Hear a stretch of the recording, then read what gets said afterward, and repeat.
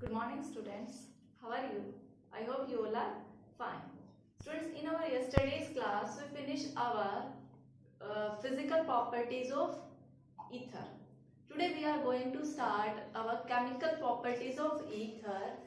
So, students, in chemical properties of ether, there are two types of chemical properties. You can say that first one is, देखो आपका ROR क्या होता है? ether होता है.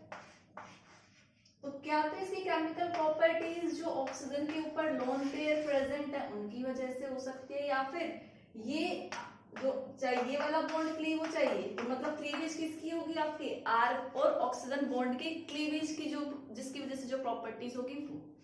तो सबसे पहले हम यही डिस्कस करने वाले कि reaction due to the ethereal oxygen की इस ऑक्सीजन से कौन कौन सी रिएक्शन होगी. भाई इसके पास क्या प्रेजेंट है? Lone pairs are present on oxygen.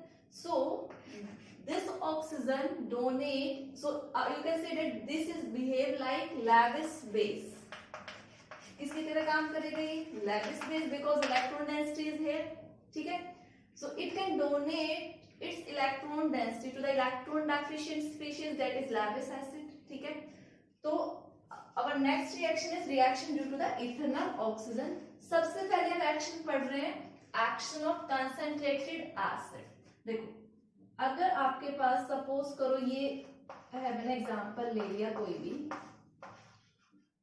ठीक है, ये लोन पेयर प्रेजेंट है और यहाँ पे आपका एसिड है HCl मान लिया, कंसंट्रेटेड एसिड HCl लिया. HCl आपको क्या देगा? H पॉजिटिव देगा. ठीक है, तो ये ऑक्सीजन इसके साथ क्या बना लेगा? इलेक्ट्रॉन डेफिशिएंट होगी, ये अपना इलेक्ट्रॉन पेयर इसको डोनेट कर देगा. ठीक है, और एक कॉम्प्लेक्स बना लेगा. तो क्या कॉम्प्लेक्स बनेगा? ऑक्सीजन ने अगर लोन पेयर डोनेट किया है तो ऑक्सीजन पे कैसा चार्ज आया?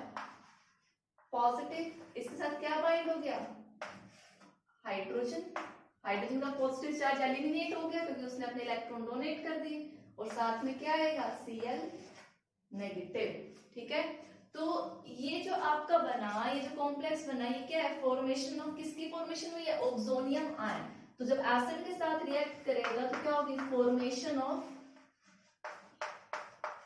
Oxonium ion. इसको हम क्या बोलते हैं? Oxonium ion. ठीक है, तो फर्स्ट टाइप की रिएक्शन तो थी इथेनॉल ऑक्सीजन की, this one. Next type of reaction is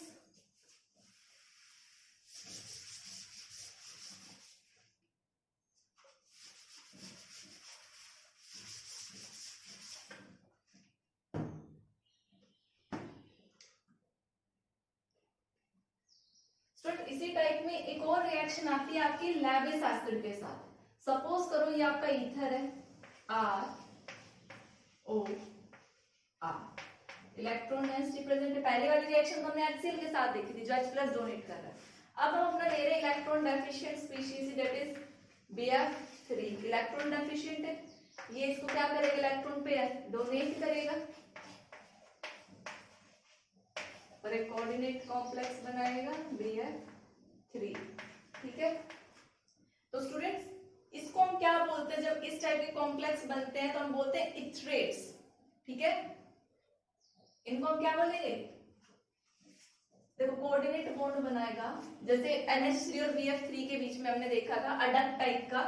इस टाइप के कॉम्प्लेक्स को हम क्या बोलते हैं? इथरेट्स. ठीक है, देखो अगर हम यही रिएक्शन किसके साथ कराएं? Grignard reagent. ग्रिग्नार्ड रिएजेंट आपका क्या है? RMgX. RMgX पढ़ चुके हो. तो आपका यहाँ पे ईथर आएगा. ठीक है, तो देखो ईथर आया आपका ROR. तो वो इसको क्या करेगा? कोऑर्डिनेट बॉन्ड बनाएगा लोन पे. ऐसे कितने चाहिए? 2. तो देखो क्या बनेगा? ये आपका मैग्नीशियम, एक तरफ X है, एक तरफ R है.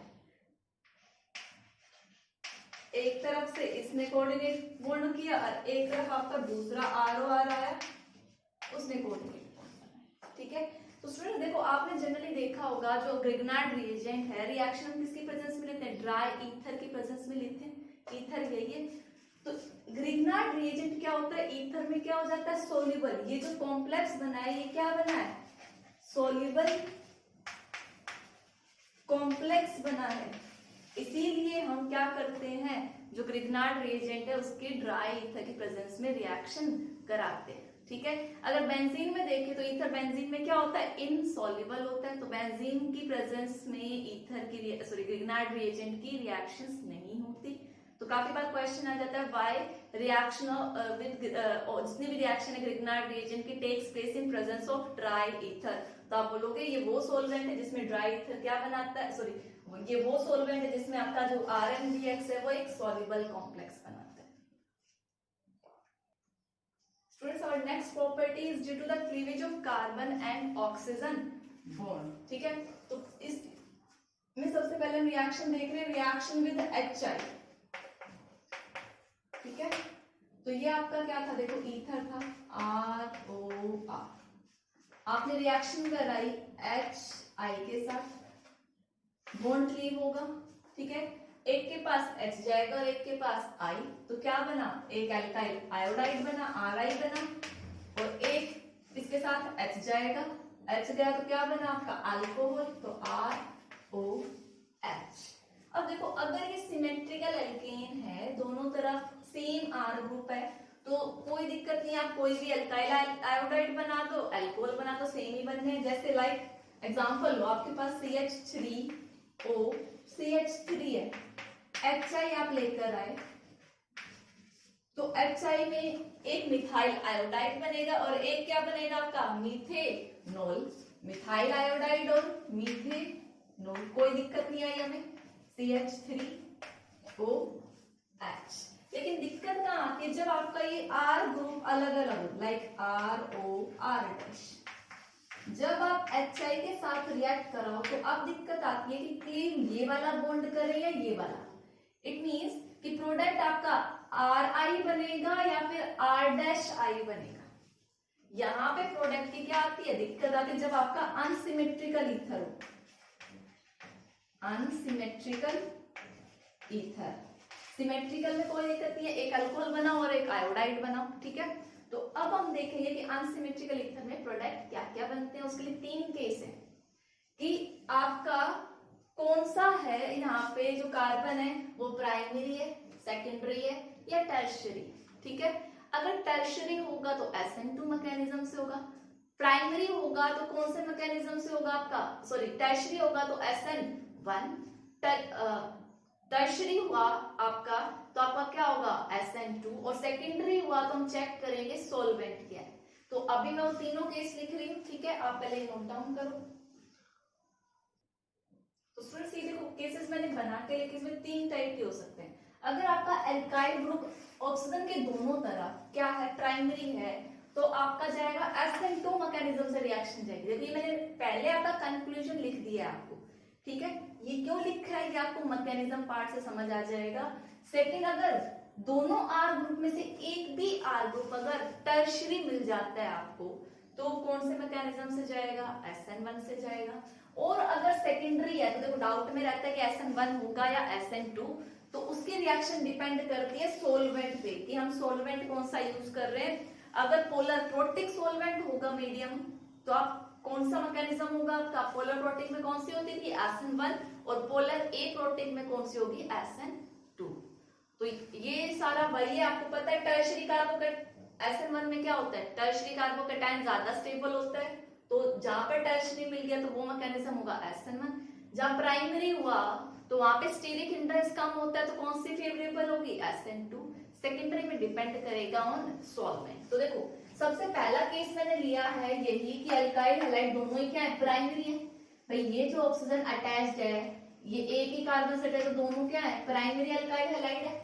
तो प्राइमरी में ऊपर से देखो सिमेट्रिकल है, कोई दिक्कत नहीं है, एक आपका आयोडाइड बनेगा CH3CH2I, और दूसरा क्या बन जाएगा इथेनॉल C2H5OH। ठीक है, अब देखो इसी रिएक्शन का मैकेनिज्म, यहाँ पे मैंने अभी सिमेट्रिकल लिया, फिर एक अनसिमेट्रिकल भी लूंगी। तो देखो पहले सिमेट्रिकल का मैकेनिज्म देखो क्या होगा, आपका क्या है CH3, यही क्या करेगा, सबसे पहले ऑक्सीजन अपना लोन पे डोनेट करेगा, ये आपका CH3 CH2O CH2 CH3 HCl ने क्या दिया, H+ दिया। तो देखो इसके पास लोन पेयर थे, इसने इसके साथ बॉन्ड बना लिया, ठीक है। अब बॉन्ड बना लिया तो देखो क्या बना आपका, CH3 CH2, ऑक्सीजन के ऊपर आया पॉजिटिव चार्ज और यहाँ पे आया H और CH2 CH3। अब देखो आपको पता है ऑक्सीजन पे पॉजिटिव चार्ज नहीं रह सकता, चाहे ये बॉन्ड टूटे चाहे ये बॉन्ड टूटे, दोनों साइड क्या है, सिमेट्रिकल है, ठीक है। अब यहाँ पे क्या करेगा आपका, ये अपना बॉन्ड खत्म करेगा तो ये यहाँ से बॉन्ड लेगा और यहाँ आएगा तो सॉल्यूशन में आपका क्या है, I नेगेटिव है। तो जहां से क्लीवेज होगी उसके बैक साइड से कौन अटैक करेगा, आपका आयोडाइड अटैक करेगा। अगर रियर साइड अटैक हुआ है तो आपका क्या होगा, देखो यहाँ पे कोई दिक्कत नहीं थी, प्राइमरी था, लेस स्टेरिक हिंड्रेंस है, तो आयोडाइड बैक साइड से अटैक किया, एक अल्कोहल बन गया और एक क्या बन गया आपका, alkyl iodide, CH3 CH2 I plus C2H5OH। देखो ये मैकेनिज्म समझ में आया। तो यहीं पे देखो अब मैं जो नेक्स्ट मैकेनिज्म डिस्कस कर रही हूं जिसमें क्या है, अनसिमेट्रिकल है। स्टूडेंट देखो नेक्स्ट एग्जांपल, सिमिलरली ये ऑक्सीजन जिसके साथ अटैच्ड है, प्राइमरी कार्बोकैटायन है दोनों तरफ, लेकिन ये किसका एग्जांपल था जो हमने देखा, ये सिमेट्रिकल था और ये क्या है, अनसिमेट्रिकल है, ठीक है। तो देखो मैकेनिज्म इसी तरीके से प्रोसीड करो कि यहाँ पर HI जो आपका HI वो क्या देगा, H पॉजिटिव देगा और ये अपने लोन पेयर इसको डोनेट करेगा और क्या बनाएगा आपका CH3O CH2 CH3 और यहाँ पे क्या आया आपका H आया और पॉजिटिव चार्ज। अब देखो I को अटैक करना है, I के लिए अटैक करना यहाँ पे लिखते, देखो I को अटैक करना है, इधर से अटैक कीजिए या इधर से अटैक कीजिए। देखो इधर दो कार्बन है, थोड़ा स्टीरिक हिंड्रेंस आगे, प्राइमरी है लेकिन कार्बन चेन बड़ी है, यहाँ पे उसको कम लग रहा है, स्पेस ज्यादा अवेलेबल है, तो I कहां से अटैक करेगा, यहाँ से इस कार्बन पे अटैक करेगा या इस कार्बन पे, वो डिपेंड करेगा बॉन्ड कौन सा तोड़ना है। यहाँ से अटैक हमें इजी लग रहा है तो बॉन्ड कौन सा टूटेगा, ये वाला बॉन्ड टूटेगा, तो ये वाला केस हमारा नहीं होगा। तो जो भी हमारा I आया वो जहां से उसको कम स्टीरिक इंडेक्स दिख रहा है वहां से अटैक करेगा, ठीक है। प्राइमरी या मैकेनिज्म SN2 साफ साफ दिख रहा है, ठीक है। तो यहाँ से क्या बनेगा आपका, जो CH3 है उसके साथ तो कौन गया, I गया और H सेकंड वाले के साथ गया CH3 CH2OH। कभी भी इसके साथ आयोडाइड मत लेके जाना OH के साथ, in case of primary group जब अल्कोहल ईथर में प्रेजेंट हो। प्राइमरी थे तो आपको ये जो रिएक्शंस करनी है ये मैकेनिज्म देख के करनी है, मैकेनिज्म को समझो और प्रोडक्ट लिखो। मैकेनिज्म इतना बड़ा नहीं है, सिर्फ एक स्टेप बना के आपको देखना है। Students, our next case is when one of the alkyl group जो O के साथ अटैच्ड है वो टर्शियरी है। तो देखो एग्जांपल में दिख रहा है इस O के साथ ये वाला कार्बन तो कौन सा प्राइमरी, लेकिन ये वाला कार्बन कौन सा आपका टर्शियरी कार्बन है।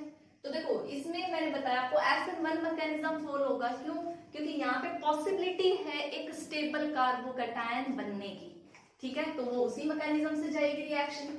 सिमिलरली ये आपको क्या देगा, H+ देगा और यहाँ पे ऑक्सीजन के क्या है लोन पेयर, तो अपना लोन पेयर डोनेट करेगा तो क्या बनेगा, ये वाला कॉम्प्लेक्स बनेगा CH3 एंड CH3। ये ऑक्सीजन पे पॉजिटिव चार्ज आया H और CH3। तो देखो बात वही आती है, वहां पर तो दोनों तरफ क्या बन रहे थे, प्राइमरी बन रहे थे, तो बैक साइड से अटैक कराना पड़ा SN2 के लिए। लेकिन बॉन्ड यहाँ से क्लीव होता है तो ये आता है प्राइमरी, लेकिन यहाँ से क्लीव हो तो जो पॉजिटिव चार्ज आ रहा है वो स्टेबलाइज होगा। तो इस ये ऑक्सीजन कौन सा बॉन्ड क्लीव करना चाहेगा, ये वाला, तो यहाँ से क्लीव किया तो यहाँ पे क्या बना आपका फॉर्मेशन ऑफ कार्बोकैटायन। ये एक अच्छा लीविंग ग्रुप है, निकल गया CH3 एंड CH3।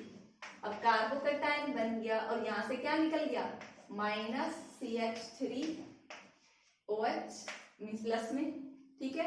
अब आपका कौन आएगा, आई नेगेटिव आएगा और यहाँ पे इसके साथ बाइंड करेगा तो ये क्या बनाएगा, CH3 C CH3 CH3 and I. समझ में आया? ठीक है, तो आपको ये नहीं देखना कि मैं आयोडीन किसके साथ है, जब जस्ट एक बार क्या तो ये वाली आप याद रख लो, मैकेनिज्म से करना चाहो तो सिर्फ एक या दो स्टेप का मैकेनिज्म है, इजी सा। ठीक है, तो अगर कार्बोकेटाइन स्टेबल बन रहा है तो आप आई का अटैक उधर ही कराओगे। ठीक है, स्टेबल बन रहा है तो आपका भाई कहां से अटैक करेगा, दोनों तरफ से कर सकता है क्योंकि प्लेनर स्पीशीज होती है आपकी कार्बोकेटाइन। ठीक है, तो ये था हमारा second case, when one of the alkyl halide is tertiary. अब हम बात करते हैं जब हमारा अल्काइल हैलाइड सेकेंडरी हो तो क्या केस होगा। तो स्टूडेंट देखो, एक बार थर्ड केस जो सेकेंडरी वाला वो डिस्कस करने से पहले बेंजाइल ईथर का मैं केस डिस्कस कर रही थी। ये सिमिलरली किसकी तरह है आपका, जो हमने टर्शियरी वाला डिस्कस किया, क्यों है वो देखो, आप रिएक्शन करा के देखो HI के साथ। भाई ऑक्सीजन इसके पास लोन पेयर है, ये H+ बनेगा तो इसको अपना इलेक्ट्रॉन पेयर डोनेट करेगा। ठीक है, तो यहाँ पे क्या बनेगा आपका CH2 O के ऊपर इधर ये पॉजिटिव आया और यहाँ क्या बना CH3। अब बात आती है कि ये क्लीवेज ऐसे होगी या ऐसे होगी।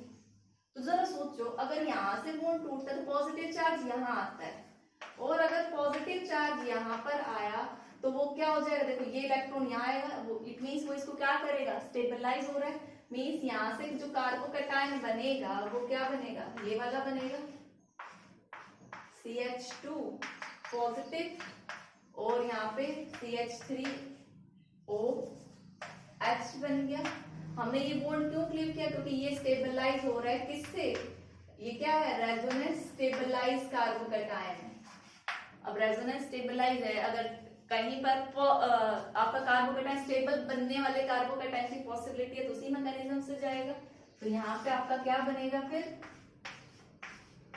CH2I, आई इसके साथ आएगा और आपका अल्कोहल ऐसे रिमूव होगा। आई होप सभी को ये समझ आ रहा होगा कि मैकेनिज्म, जिसने मैकेनिज्म सीख लिया वो प्रोडक्ट इजीली बना सकता है। ठीक है, तो मैकेनिज्म पे ध्यान दो। तो यहाँ पे कौन सा केस लिया हमने, जब कोई भी एक क्या हो, सेकेंडरी हो। सेकेंडरी होगा तो मैंने क्या कहा, चेक करो सोलवेंट कौन सा है। अगर आपका पोलर प्रोटिक सोलवेंट हुआ तो रिएक्शन कौन से मैकेनिज्म से होगी, SN1 मींस कार्बोकेटाइन बनेगा, फिर आयोडाइड आपका अटैक करेगा। और अगर पोलर एप्रोटिक हुआ तो रिएक्शन होगी SN2 कि जो आपका अल्कोहल जो क्लीव कर रहा है वो, और आयोडाइड का अटैक बैक साइड से होगा। ये बात समझ में आई। तो देखो एक एग्जांपल लिया, इसमें ये जो अटैच है ये सेकेंडरी है और ये क्या है, प्राइमरी। आपको एक जो अल्काइल ग्रुप है O के साथ अटैच वो सेकेंडरी मिल गया, तो आप अपना सोलवेंट चेक करोगे कि अगर सोलवेंट H2O है तो कौन सा मैकेनिज्म फॉलो होगा, सोलवेंट SN1 में क्या बनेगा, कार्बोकेटाइन बनेगा। कार्बोकेटाइन ये बनेगा सेकेंडरी, ये प्राइमरी। तो प्राइमरी के साथ तो क्या निकल जाएगा आपका मीथेनॉल CH3OH और यहाँ पे क्या बनेगा आपका CH3 CH2 और ये पॉजिटिव चार्ज। तो I आपका यहाँ अटैक करेगा तो यहाँ पे क्या बनेगा I। ठीक है, और अगर आपका ये हुआ पोलर एप्रोटिक, यहाँ पे करेक्शन कर लेना, पोलर एप्रोटिक, तो SN2 वो ये नहीं देखेगा। यहाँ पे जो मैकेनिज्म जाएगा देखो, इंटरमीडिएट क्या बनेगा CH3 CH CH3 H के बाद अटैक करने पे यहाँ पॉजिटिव चार्ज आएगा, यहाँ CH3। अब ये बॉन्ड क्लीव हो या ये क्लीव हो, दिख तो यहाँ सेकेंडरी है लेकिन पोलर एप्रोटिक सोलवेंट है तो ये बॉन्ड क्लीव करना चाहेगा ये, क्योंकि I को कौन से मैकेनिज्म से हो रही है, ये SN2 बैक साइड अटैक होगा। और बैक साइड यहाँ से अटैक इजी है, यहाँ से अटैक इजी, तो ये बॉन्ड यहाँ से टूटेगा और ये बनाएगा। तो आपका अल्कोहल कौन सा बना CH3 CH CH3 और यहाँ पे क्या आएगा OH, और आपका आयोडाइड कौन सा बनेगा CH3I। आई होप सभी को मैकेनिज्म अच्छे से क्लियर हुआ होगा। ठीक है, नोट डाउन करो बेटा ये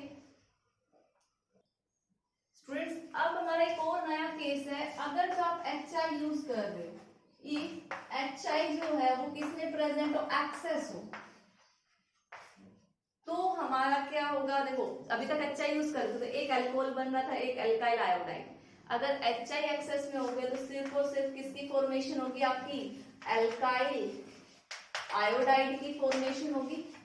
ठीक है, अभी तक तो आपने क्या देखा, आपका ये था ROR, ठीक है, एक क्या बना था RI बना, एक क्या बना ROH बना, लेकिन किसकी प्रेजेंस में HI। तो देखो HI एक्सेस में हुआ तो आपका बहुत सारा मीडियम HI बहुत सारा प्रेजेंट है, तो वो HI फर्दर इसके साथ रिएक्ट कर जाएगा, यहां से H2O निकाल देगा और क्या बना लेगा आपका वापस से RI। तो अल्टीमेटली आपको क्या मिलेंगे, दो एल्काइल आयोडाइड मिलेंगे। तो एक्सेस वर्ड लिखा हो तो आपको सोचने की जरूरत ही नहीं है कि प्रोडक्ट क्या बनाना है, दोनों ही क्या बना देने हैं, एल्काइल हैलाइड, चाहे वो प्राइमरी हो, टर्शरी हो, सेकेंडरी हो।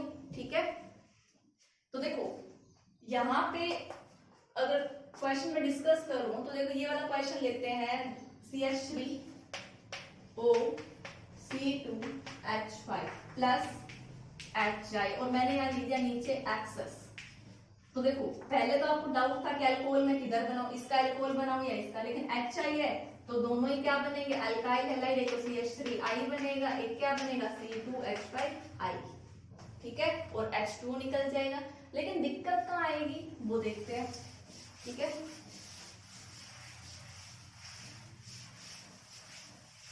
तो देखो अगर आपका ये प्रेजेंट हो, मीन्स आपका एराइल ईथर प्रेजेंट हो, एराइल ईथर क्या होगा, बेंजीन के ऊपर O CH3 अटैच हो। आप यार चाहे HI एक्सेस में लो या ये लो, देखो मैकेनिज्म से ही रिएक्शन होगी एक तरीके से। तो देखो यहाँ पे क्या बनेगा आपका,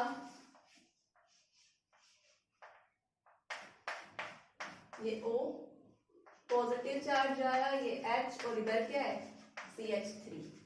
ठीक है, अब क्लीव होने की चांसेस क्या है, क्या तो ये बॉन्ड क्लीव हो या ये क्लीव हो, लेकिन आपको पता है ये जो पॉजिटिव चार्ज है ये रेजोनेंस में चला जाएगा। यहाँ पे तो कौन सा कैरेक्टर आ जाता है बेंजीन के साथ ऑक्सीजन का, डबल बॉन्ड कैरेक्टर। तो कोई चांस ही नहीं है कि ये वाला बॉन्ड क्लीव हो, चाहे आप HI एक्सेस में लो या कैसे भी लो या कुछ भी प्रेजेंट हो। जब आपका ये वाला केस होगा तो बॉन्ड हमेशा कौन सा क्लीव होगा, ये वाला, और हमेशा आपका क्या बनेगा, फिनोल, और जो साइड वाला है उसमें क्या जाएगा आपका आयोडाइड जाएगा। ये चीज आपको याद रखनी है, ये एक एक्सेप्शनल तो नहीं है, मैकेनिज्म अगर जिसने समझा होगा तो वो ये क्वेश्चन अटेम्प्ट कर देगा। Students, our next chemical property of ether is electrophilic substitution reaction. So now we are going to check कि जो आपका ईथर है वो इलेक्ट्रोफिलिक सब्स्टिट्यूशन को बढ़ाता है या घटाता है, पहले तो हम यही चेक करते हैं। ठीक है, तो देखो इलेक्ट्रोफिलिक सब्स्टिट्यूशन का मतलब इलेक्ट्रोफाइल, मतलब जो इलेक्ट्रो लविंग है वो किसके ऊपर अटैक करे, बेंजीन के ऊपर अटैक करे। तो अब हम ये चेक करेंगे कि जो आपका ये OR ग्रुप ऊपर लगा हुआ है ये इलेक्ट्रॉन डेंसिटी को बढ़ाता है या घटाता है। बढ़ाएगा तो इलेक्ट्रोफिलिक बढ़ेगी, और अगर इलेक्ट्रॉन डेंसिटी इसी ने खींच ली तो इलेक्ट्रोफाइल कैसे अटैक करेगा, तो हम वही चेक कर रहे हैं। तो देखो आपका ये प्रेजेंट है O और यहाँ पे R ग्रुप प्रेजेंट है, और यहाँ ऑक्सीजन के ऊपर क्या है, लोन पेयर है। तो लोन पेयर का आपको पता है ये प्लस M इफेक्ट शो करेंगे। प्लस M का मतलब बेंजीन में इलेक्ट्रॉन पेयर रिंग में देना, जो अपने इलेक्ट्रॉन है वो प्लस M इफेक्ट। ठीक है, तो इलेक्ट्रॉन डेंसिटी यहाँ पे क्या आ गया, डबल बॉन्ड रेजोनेंस में गया, यहाँ पे OR और ये पॉजिटिव, यहाँ पे ये नेगेटिव। ठीक है, तो ये यहाँ पर आ गया, ये बॉन्ड उसके नेक्स्ट कार्बन पे। रेजोनेटिंग स्ट्रक्चर्स तो सभी को क्लियर होगी बनानी। Double bond OR positive negative, ये यहाँ पे और ये यहाँ पे,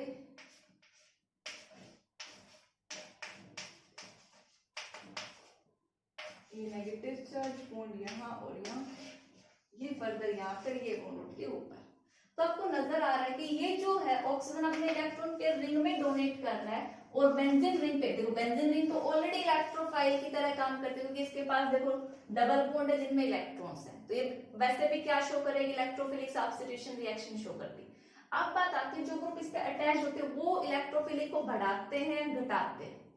तो जो OR है वो इसमें अपने इलेक्ट्रॉन पे डोनेट कर रहा है और इलेक्ट्रॉन डेंसिटी कहाँ बढ़ा रहा है, आपकी ऑर्थो और पैरा पोजीशन पे बढ़ा रहा है। तो सबसे पहले बात क्या हुई, जो आपका ये जो OR ग्रुप है, OR group increase the electron density, electron density क्या कर रहा है, इंक्रीज कर रहा है। कहां कहां पे, ऑर्थो और पैरा पे।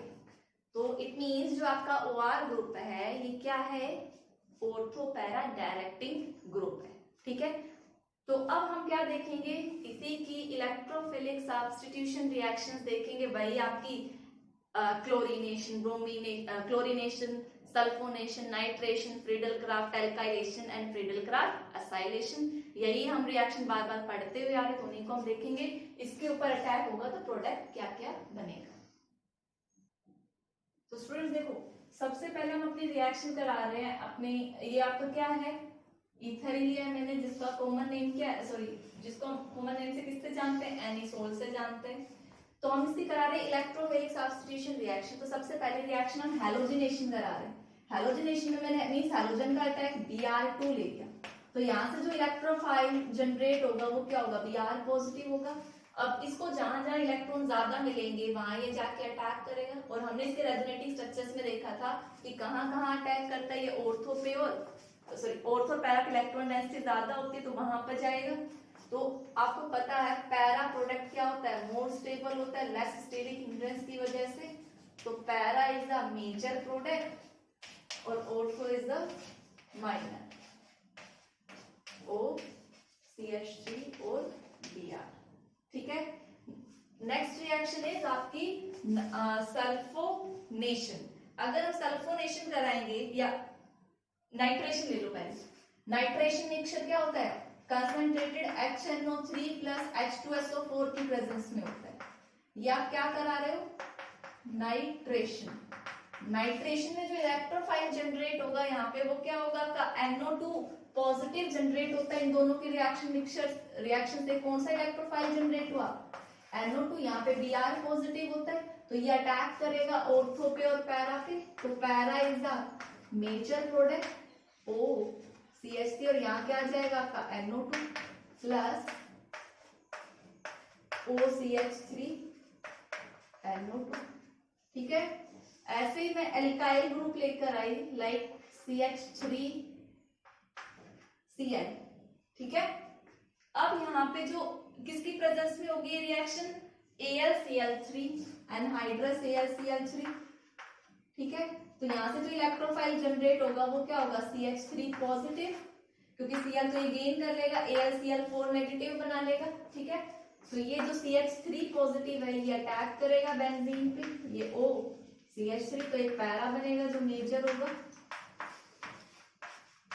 ये आपका OCH3 और यहाँ पे आपका CH3।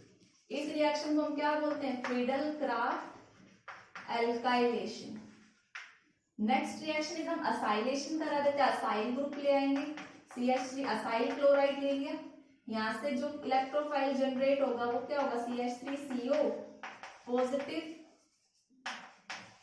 भाई AlCl3 की प्रेजेंस में, और यहाँ पे क्या आएगा, OCH3 और पैरा पे CO, देखो C अटैक करेगा तो C इससे और OCH3, ऐसे आपका क्या बनेगा, ऑर्थो प्रोडक्ट CO CH3, ठीक है। तो ये हमारी थी क्या, जितनी भी इलेक्ट्रोफिलिक सब्स्टिट्यूशन रिएक्शन आपका ईथर शो करता है, ठीक है। तो इसी के साथ हमारी केमिकल प्रॉपर्टीज खत्म होती हैं ईथर की। इसके यूज की बात करें तो जो ये है लेबोरेटरी में या इंडस्ट्रियल में एज ए सोलवेंट की तरह काम करता है, ठीक है। हमने तो ग्रिग्नार्ड रिएक्शन जितनी भी रिएक्शंस लोगे लगभग हम ज्यादातर में लिखते हैं ड्राई ईथर, उन सब में क्या करता है ये ड्राई ईथर, सोलवेंट की तरह काम करता है, उनमें अपने आप को डिसॉल्व कराता है, फिर रिएक्शन होती है, ठीक है। तो मेजर यूज इसका यही है, it is used as a solvent in laboratory as well as industrial also, ठीक है, इंडस्ट्री ऑल्सो। तो स्टूडेंट्स अभी यहाँ पे हम अपना अल्कोहल, फिनोल, ईथर तीनों पार्ट खत्म कर चुके हैं, ठीक है। तो अब आपको वही है ऑर्गेनिक में नेम रिएक्शंस की, बेटा मैं बार बार बोल रही हूँ, आपको एक नई नोटबुक लगा लो या कुछ कैसे भी करो, या अपनी नोट जो है उसके पीछे लिखो, सारी नेम रिएक्शंस आपको लिखनी है और उनको दिन में कम से कम एक बार पढ़ना है। और कोई सॉल्यूशन नहीं है नेम रिएक्शंस याद करने का। और ये जो चैप्टर हमने पढ़ा, कुछ मैकेनिज्म आए थे, 3-4 मैकेनिज्म हम डिस्कस कर चुके हैं, ठीक है। तो उनमें से कोई भी एक मैकेनिज्म बोर्ड एग्जाम में आने की पॉसिबिलिटी पूरी है, इतना श्योर है। ऑर्गेनिक में एक मैकेनिज्म जरूर पूछेगा बोर्ड, ठीक है। तो मैकेनिज्म्स की प्रैक्टिस करनी है, नेम रिएक्शंस की प्रैक्टिस करनी है, ठीक है। तो यही, और जितने भी एनसीईआरटी क्वेश्चंस है वो सारे प्रैक्टिस करने हैं, ठीक है। तो that's all for today's lecture. Thank you and have a nice